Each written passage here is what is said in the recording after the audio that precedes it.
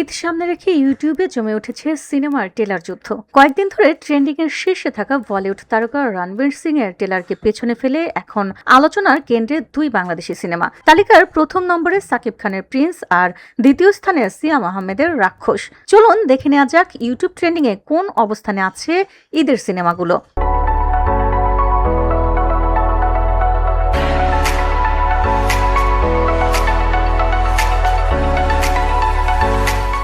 ঈদকে সামনে রেখে ইউটিউবে ট্রেন্ডিং তালিকায় শুরু হয়েছে নতুন প্রতিযোগিতা।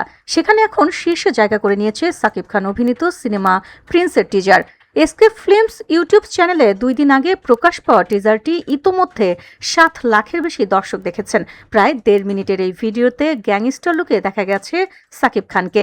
ঢাকার আন্ডারওয়ার্ল্ড ঘিরে তৈরি অ্যাকশন দৃশ্য আর সাকিব খানের নতুন স্টাইল দর্শকদের মধ্যে বাড়িয়েছে আগ্রহ। ট্রেন্ডিং তালিকায় দ্বিতীয় স্থানে রয়েছে রাক্ষস সিনেমার ট্রেলার। এতে ভিন্ন এক অপশন অবতারে হাজির হয়েছেন সিয়াম আহমেদ। রিয়েল এনার্জি প্রোডাকশনের ইউটিউব চ্যানেলে প্রকাশের মাত্র 15 ঘন্টার ট্রেলারটি 4 লাখের বেশি দর্শক দেখেছেন। 20,000-এর বেশি লাইক ও কয়েক হাজার মন্তব্যে দর্শকরা প্রশংসা করেছেন এই ট্রেলারের।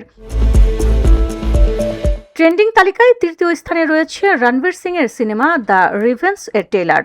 চতুর্থ স্থানে রয়েছে ভারতীয় সিনেমা টক্সি।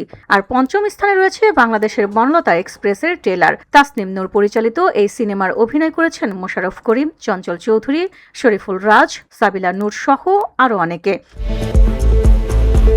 ইউটিউব ট্রেন্ডিং এ প্রিন্স, রাক্ষস এবং বনলতা এক্সপ্রেস এর এই অবস্থান নতুন করে আলোচনার জন্ম দিয়েছে।